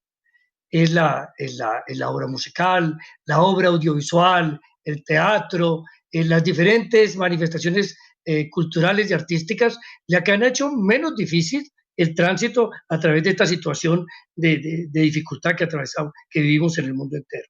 De manera que es realmente paradójico, porque es cierto que en este proceso ha habido dos grandes actores, y los dos grandes actores son la tecnología y el contenido que transita, que se distribuye, que circula, que se transporta por estas tecnologías.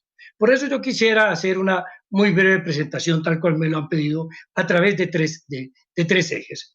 Y el primer eje, sin duda alguna, es este que yo acabo de mencionar. Es el tema de que en un mundo global hay dos elementos realmente determinantes: el desarrollo tecnológico y la generación de contenidos. Y ese desarrollo tecnológico es clara expresión de un mundo desarrollado. Es cierto que los países en desarrollo tratamos de arañar de una u otra manera la producción de ese tipo de bienes, y hoy el conocimiento mundial, el acceso a la educación y a la cultura hace posible que los países en desarrollo también tengan expresiones de desarrollo tecnológico. Pero el desarrollo tecnológico como negocio, como modelo lucrativo y rentable, es sin duda alguna el patrimonio, la divisa de los países desarrollados.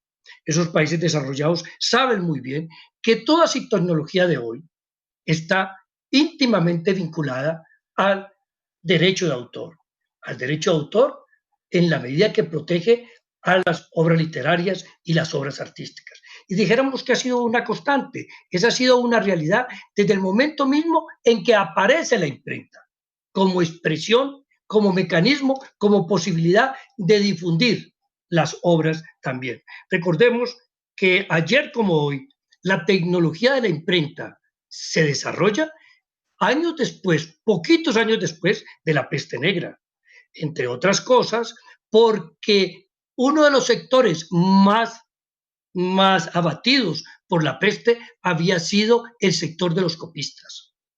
La mano de obra se había agotado y la tecnología de la imprenta llega a refrescar este sector del libro y precisamente dándole un aporte a la humanidad. Este debate entre desarrollo tecnológico y contenido ciertamente pues, nos hace ubicar en diferentes situaciones. Decía que los países en desarrollo, si bien no son generadores de grandes tecnologías, sí son generadores de grandes contenidos. Y es una realidad que ayuda a hacer que el mercado sea mucho más equilibrado y mucho más balanceado.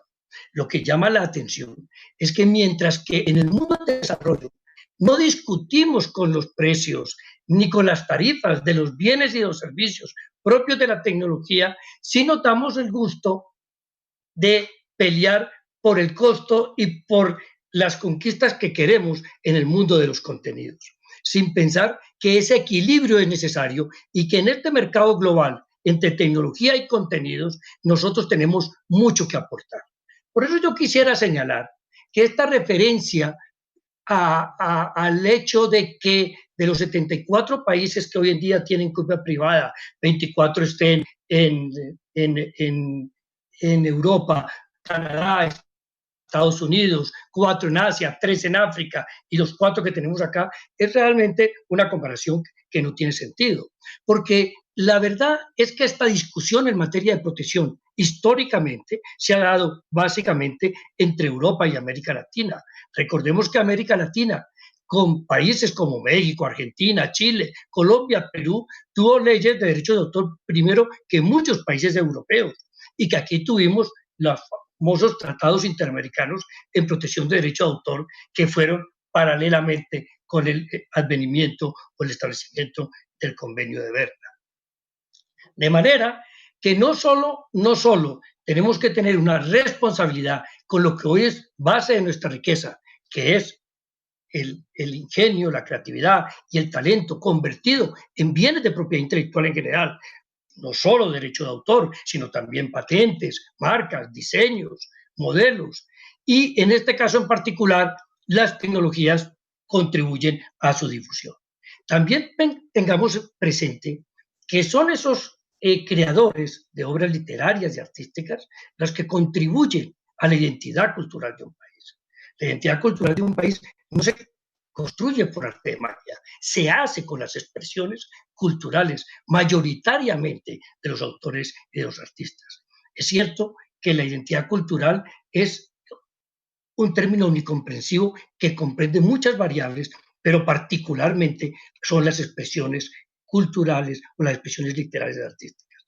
De manera que tengamos primero ese aspecto, este debate, esta discusión, este análisis que nos genera desarrollo tecnológico versus la generación de contenidos. Y que si la industria de la tecnología genera cada vez mejores instrumentos para comunicarnos, también es cierto que son conscientes que lo que van a comunicar son expresiones artísticas y expresiones literarias. El segundo eje que tenemos que entender, muy encardinado con el primero, es el tema de la máxima aspiración del autor, como creador y como trabajador de la cultura. El autor no crea simple y llanamente porque es su deseo, porque es su interés, porque le surge, porque le nace. No. De su creación, de su forma de ver el mundo y de lo que entrega a la sociedad, vive igualmente de él. Establece un modus vivendi, determina que su vida, su modelo de vida, ¿sí? su mínimo vital, venga precisamente de la explotación de las obras, como tantas otras actividades comerciales, generan modelos de negocio en donde el agricultor, el ganadero, el comerciante, el industrial vive y determina su modus vivendi y por consiguiente puede establecer un mínimo vital a partir de su explotación. Así pasa con los autores y los artistas y en cualquier debate que se dé, y particularmente en este, la ética nos impediría distanciarnos de esta realidad. El pago por el uso o por la explotación de la obra determina o genera el modus vivendi del autor y del artista. No vamos a reclamar siempre que el autor y el artista deben vivir de la solidaridad, del mecenazgo o de la connivencia de los gobiernos locales o nacionales. Es cierto que hay una responsabilidad desde lo político, desde lo público, con los autores y los artistas, pero el mejor apoyo desde lo público es permitirle al autor y al artista que viva de la explotación de lo que realiza. Por eso, cuando hablamos de derecho de autor, hablamos de control de la obra por parte del autor o del control de la interpretación por parte del artista. Y ese mecanismo, esa manera de control se expresa en los derechos. Y esta pirámide o este catálogo de derechos que parte del derecho de reproducción, de comunicación, de distribución, de transformación, y que en los últimos tratados en materia de derecho de autor y los últimos acuerdos comerciales no ha hecho más que ampliar, refinar y volver mucho más vigoroso, apuntan siempre a ese deseo de que el autor pueda controlar la explotación de la obra. Propósito básico y mínimo del autor en relación con la posibilidad de vivir de la obra. Dentro de ese conjunto de derechos, ese catálogo de derechos, ciertamente tenemos la copia privada. Y la copia privada ha sido un punto de examen, de discusión, desde el inicio mismo del derecho de autor como norma positiva. Pensemos, por ejemplo, en la definición misma de copyright, que se ocupó simplemente eso del derecho de copia, porque el derecho de copia surge como paradigma que abate la aparición de la imprenta, porque antes de la imprenta los copistas producían 2 y 3 obras, pero ¿qué pasaba cuando la imprenta permitía reproducir en un número máximo de ejemplares, 300, 400 ejemplares, en donde el autor y el impresor de la época querían tener control sobre la obra? Por eso aparece la primera legislación de copyright, haciendo referencia a ese significado de derecho de copia. Por tal motivo, el derecho de copia, que no solo fue regulado en las primeras legislaciones, se fue haciendo necesario regular en relación con ciertos entornos. Si bien es cierto, el derecho de copia se refería o se hacía básicamente en relación con 2 categorías de obras, que era a sus inicios la obra impresa y luego la obra artística. ¿Sí? Recordemos aquellos copistas de los museos que aún existen, ciertamente en número menor, pero que aún siguen existiendo, a los cuales se les permitía hacer una reproducción para su uso personal. De allí surge el derecho de copia privada, de esa copia que se hace en un solo ejemplar por una persona en el ánimo de satisfacer sus intereses dentro de su domicilio privado y sin ánimo de lucro. Pero el desarrollo tecnológico a través del tiempo nos fue entregando otras posibilidades de copiar la obra, formas de copiar la obra que la sociedad fue identificando como que eran inhanes a la explotación normal o pacífica de la obra. Y por eso las legislaciones fueron construyendo una serie de catálogos o un elenco de limitaciones o excepciones a ese derecho de reproducción, que no es muy viejo, parte básicamente desde la adopción en 1967 en la revisión del convenio de Berna y en la instalación o en la definición que conocemos en el artículo 9 del convenio 9.1 del convenio de Berna y las limitaciones que subsecuentemente se permiten. Esas limitaciones son las que encontramos en la legislación mexicana en el artículo 148, que son limitaciones muy precisas en relación con ese derecho de reproducción. Se puede reproducir sin necesidad de pedir autorización y sin ningún pago este tipo de obra. Pero quedaba en el horizonte una cantidad enorme de usos que, sin estar dentro de esas limitaciones, podrían causar un daño a los intereses legítimos del titular del derecho. Y fueron ciertamente los países desarrollados los que empezaron a discutir este tema.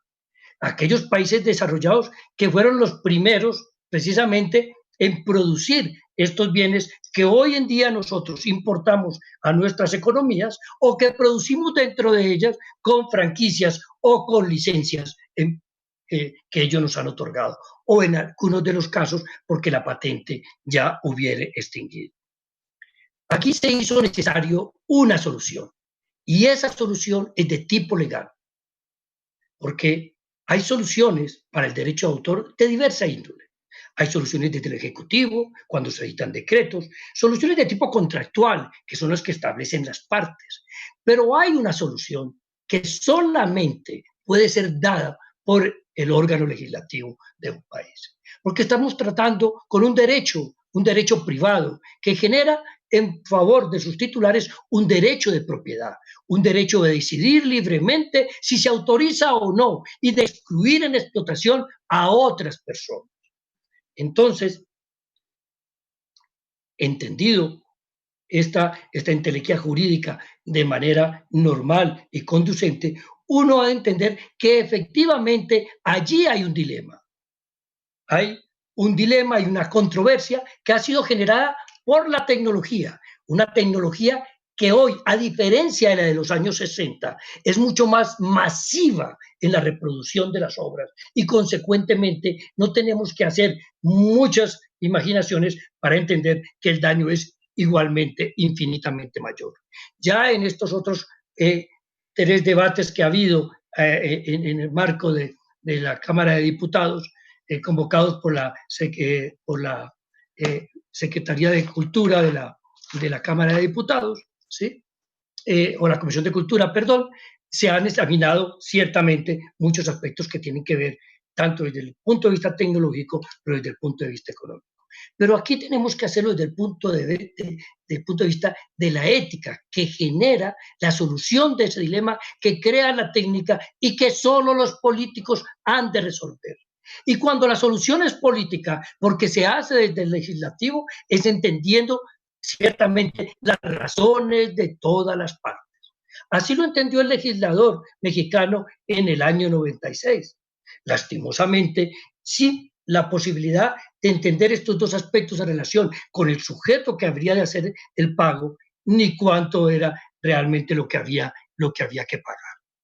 Pero ese debate que hoy se prolonga, porque uno tendría que decir que México no es que esté luchando por establecer la copia privada. La copia privada ya está establecida desde el año de 1996 en el artículo 40. Lo que hay ahora que definir es ciertos aspectos que desde la casuística son necesarios para que la norma realmente se pueda articular con otros muchos intereses.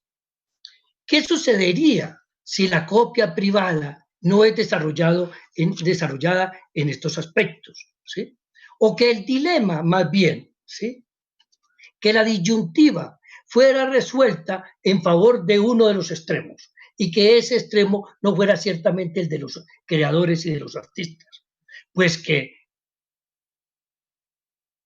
en este modelo de negocio, como tantos se han referido a él como un modelo de negocio, ¿sí?, porque yo coincido en el tema del modelo de negocio. Coincido que allí ha sido el gran cambio, que allí ha sido la ruptura de los paradigmas, de lo que pasaba ayer y de lo que pasa hoy.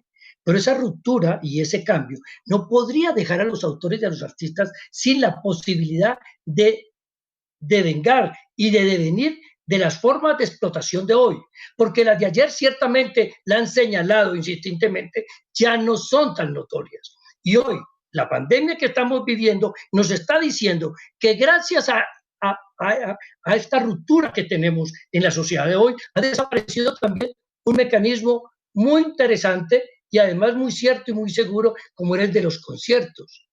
Y no sabemos cuándo vamos a volver otra vez a reunirnos masivamente a escuchar las obras de los autores y de los artistas.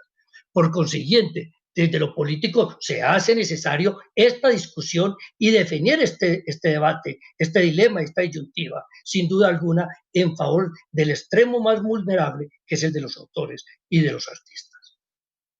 El legislador puede resolver este tema desde diferentes temas.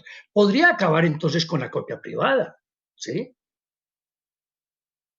Los autores y los artistas podrían alegar entonces que no haya copia privada. ¿Y a qué nos veríamos abocados? Nos veríamos abocados que se abriría paso a la antijuricidad de la conducta y a su punición, porque el autor de su capacidad de derecho exclusivo podría perfectamente perseguir todas aquellas utilizaciones que no hubiera consentido. Por eso el instrumento de la copia privada, y con esto termino, es sin duda el mecanismo que genera el balance, que genera el equilibrio. Y es el balance y el equilibrio que demanda la sociedad de hoy, en donde no admite discusión, porque es una verdad evidente de que todos los nuevos medios que la tecnología nos ha brindado para la información y la comunicación se ocupan enormemente, mayoritariamente, de la difusión de contenidos, de imágenes, fijas o en movimiento, de escritos de todo tipo y de sonidos. Y escritos, sonidos o imágenes tienen una creatividad, tienen una autoría, tienen un ingenio y un talento, tienen un enorme esfuerzo, tanto humano como económico, que en los estados hay obligación de proteger. Si nosotros pensamos en que la respuesta debe ser negativa, solo en función de que esto es un problema de los países desarrollados, y echamos mano de señalarlo de allá, cuando este debate ya se dio en países productores de tecnología como Japón, como Suiza, como Alemania, como Israel, como Italia, como Canadá. No mencionemos entonces a los africanos, no mencionemos entonces a los asiáticos o a los latinoamericanos, mencionemos a los países desarrollados que este debate lo dieron y lo dieron con la inteligencia suprema de entender que el equilibrio y el balance se da entre una sociedad que produce más tecnología y una sociedad que reconoce el sector de los autores, de los artistas y de los intérpretes.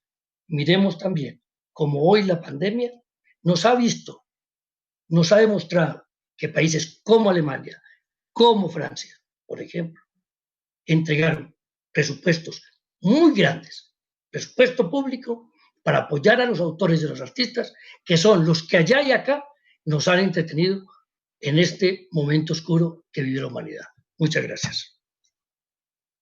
Muchísimas gracias, Fernando Zapata. Pues un punto de vista sobre la experiencia y conocimiento también que se lleva a cabo en Colombia. Para nosotros es fundamental, importante hacer un comparativo y que podamos trabajar en ello. Te agradezco mucho y vamos a evitar también nosotros las conclusiones para darle tiempo a las personas que quieren participar, pero antes de ello me gustaría darles un saludo y la bienvenida a mi compañero diputado Ismael Gil, quien es integrante y secretario también de la Comisión de Cultura y Cinematografía, y a la diputada María de las Ángeles Huerta, quien también está conectada en esta plática de conversatorio. Bienvenidos a los dos, ambos integrantes de la Comisión de Cultura y Cinematografía. Y me gustaría ceder el micrófono rápidamente para que aprovechemos las preguntas a mi compañero Santiago González Soto para moderar hasta por 10 minutos también las preguntas. Adelante. Bueno, gracias. Nuevamente le agradezco al diputado Sergio Mayer.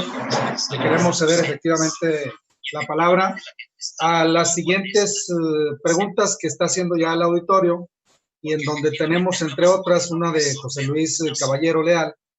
Él dice, yo le pediría a los diputados Mayer, un servidor, Santiago González, respetuosamente preguntarle a la licenciada Saracho si ya pudo confirmar si la Telefónica paga o no la copia privada en España. Esa sería la primera pregunta que le tendríamos en este momento. Y al resto de los que vayan a participar con algunas respuestas, les solicitamos, por favor, brevedad, con la finalidad de que podamos dar pie a que la mayor parte de los que aquí estamos podamos preguntar y a su vez haya respuestas. Muchas gracias. Esperemos esta primera respuesta de la licenciada Ana de Saracho.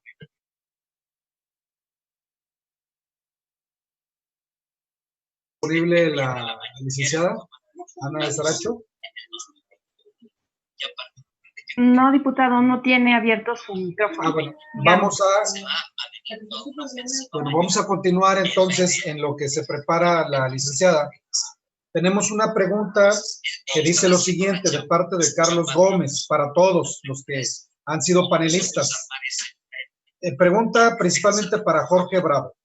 ¿No cree que es importante revisar el éxito de las políticas culturales de Europa y nuestros vecinos del TEMEC? ¿Cuál es la posición respecto a copia privada en Europa, Estados Unidos y Canadá?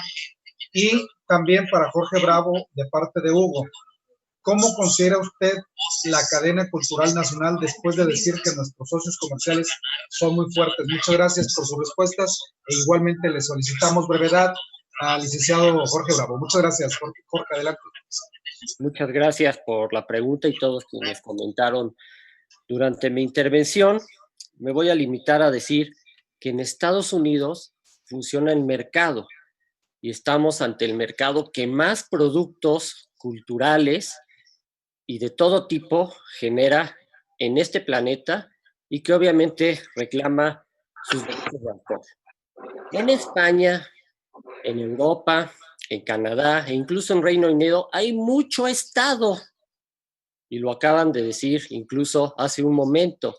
El Estado es el que apoya sobre todo a los autores y a los creadores. Esa es mi respuesta y bueno, en México, claro que tenemos un socio comercial muy poderoso, pues ¿qué es lo que nos va a hacer competitivos precisamente con ese socio comercial? Cuando han sido los creadores, y déjenme ahora se los digo, los creadores los que han pedido la excepción cultural, o sea, que nos protejamos de ese mercado que es sumamente avasallante y que entre el Estado. Muy amable a nuestro panelista Jorge Bravo.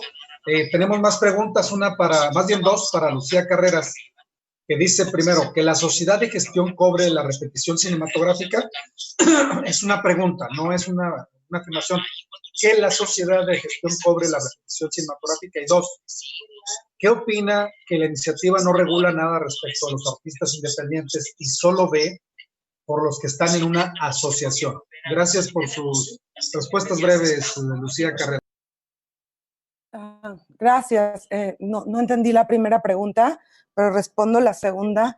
Obviamente, cualquier creador, aunque no esté en una sociedad de gestión, tendría que verse beneficiado por esto, pues es su obra la que está ahí afuera. Entonces, creo que debería preverse en la reforma que las sociedades de gestión reformen sus estatutos y puedan permitir incluso que los no asociados puedan acceder a esto que les corresponde. Sí, la primera pregunta, Lucía, tiene que ver con el tema si usted está de acuerdo con que la sociedad de gestión cobre esa repetición cinematográfica.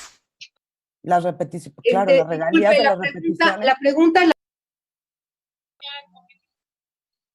A ver un segundito, vamos a ir en orden para que se pueda establecer la respuesta correcta por parte más bien primero la pregunta y después la respuesta. Adelante. Sí, la pregunta es, ¿qué sociedad de gestión cobra los derechos de repetición de la cinematografía?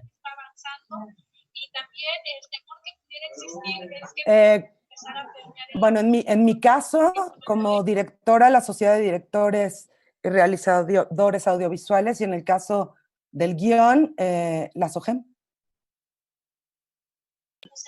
Bueno, ahí está la respuesta. Muchas gracias a Lucía Carreras. Tenemos otra más de parte de Carlos Gómez. Pregunta para el doctor Fernando Zapata.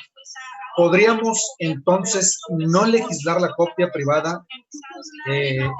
Más bien dice, entonces, que no legislar la copia privada es criminalizar al usuario, esa es la pregunta. Y además, ¿podría ampliarnos este concepto?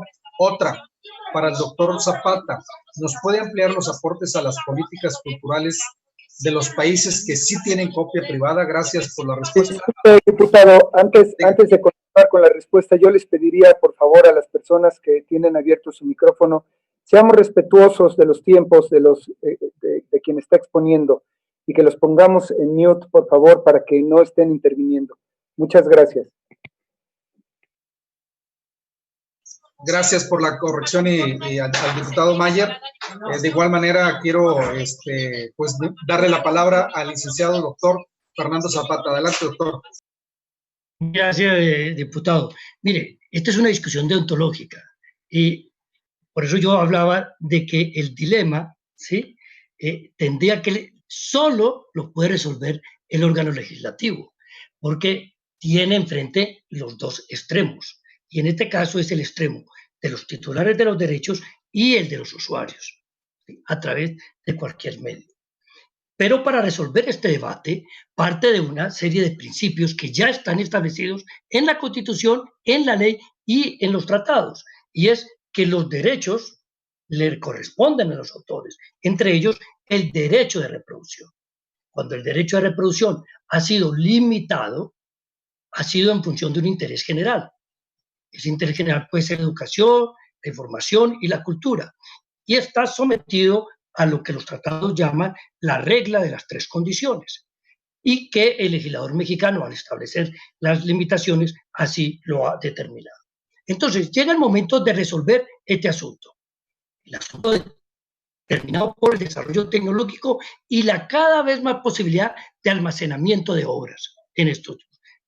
Hay que resolverlo, naturalmente. Un Estado moderno, responsable con sus administrados, no puede pasar por alto esto. Y esto es lo que ha hecho el gobierno, el Estado mexicano, y particularmente su órgano legislativo desde 1996. Y ahora que viene este debate, pues entonces dice, yo voy a mantener una copia privada abierta que le hace un daño a uno de los extremos, ¿sí? O voy a regular esta medida a los efectos de que estos grandes usuarios de hoy paguen una remuneración para generar equilibrio o balance. Yo planteaba, Carlos, que una salida entonces era, no haga copia privada, no me limite mi derecho, porque es cierto que constitucionalmente se pueden limitar estos derechos. Pero usted no me puede limitar mi derecho de tal forma que me deje a mí sin posibilidad de vivir de la obra, ¿sí? Por eso digo que es un debate deontológico, de ética, ¿sí? De cómo yo debo moderar la existencia de este derecho privado en cabeza de los autores, ¿sí? Y la posibilidad de que muchas personas puedan acceder a él. Ahí es donde la copia privada, la remuneración por copia privada, no la copia privada, la remuneración por la copia privada es el mecanismo que constitucional y legalmente se encontró como el más viable. Bien, pues le agradecemos bastante al doctor Fernando Zapata. Con esta respuesta quiero... A ver, sí. ¿Nos puede ampliar los aportes a las políticas culturales de los países que sí tienen copia privada? Adelante. Es decir, es evidente que si usted me compara la condición económica en que viven los autores y los artistas en Canadá, en Alemania, en los países desarrollados, es muy distinta a la nuestra. Eso no hay duda. Que nosotros, por fortuna, tenemos una gestión colectiva fuerte y vigorosa en muchos países de América Latina y eso les ayuda, es cierto. Pero no podemos nosotros competir en un mundo global donde no hay fronteras, donde hemos comprado el tiquete a esa globalización y pretender que nuestros autores y nuestros artistas no tengan el mismo derecho a vivir como viven los de arriba, si se quiere. Eso es decir, cuando el modelo de negocio nos instala la generación de riqueza, de empleo y desarrollo en cabeza de la creatividad, tenemos que ser responsables en la manera como tratamos ese sector de la economía. Bien, pues le agradecemos sus palabras y respuestas al doctor Fernando Zapata. Yo quisiera pasarle ya la palabra al diputado Sergio Mayer para que él efectivamente nos ayude con el tema de la clausura, agradeciéndole a todos su presencia en este conversatorio. Muchas gracias. Adelante, diputado. Muchísimas gracias, diputado.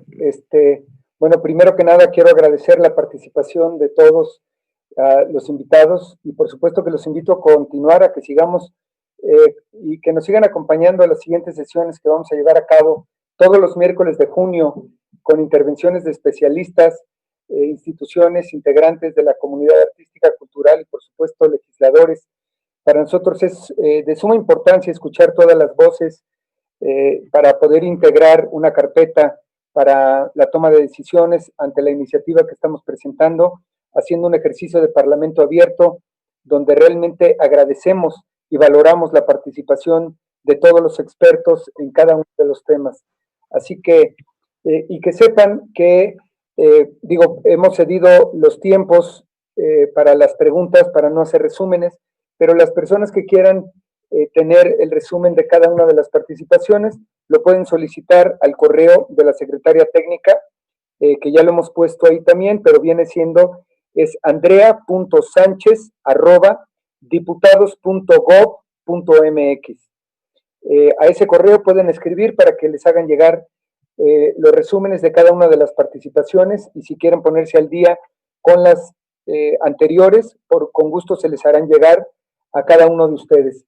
Así que, bueno, pues muchísimas gracias por su participación. Yo les pediría que todos prendan sus cámaras porque siempre tomamos la foto no solamente del recuerdo, sino que de constancia de la participación de todos y cada uno. Y en este caso, quiero, antes de terminar, aprovechar para darle las gracias a Luis Octavio Martínez, Ana de Sarocho, a don Efrén Huerta Rodríguez, por supuesto a Jorge Bravo, Lucía Carreras y Fernando Zapata por sus participaciones y sus muestras de apoyo y solidaridad a este gran tema. Así que prendan sus cámaras y siendo las 12:59 horas del miércoles 27 de mayo del 2020, se da por clausurada, esta sería la cuarta sesión de conversatorio de creatividad, derechos de autor y copia privada, organizado por la Comisión de Cultura y Cinematografía de Cámara de Diputados. Los esperamos la próxima semana a la misma hora por el mismo canal.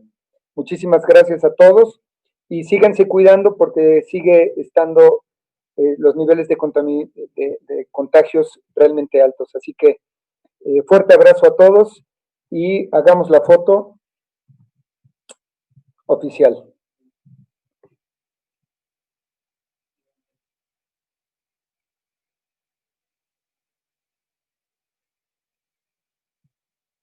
¿Nos avisas, Andrea, por favor? Listo. Gracias. Gracias a todos y escriban al correo, por favor, de Andrea para solicitar cada una de las intervenciones. Fuerte abrazo. Gracias, diputado Santiago Soto, por su apoyo, como siempre. Gracias.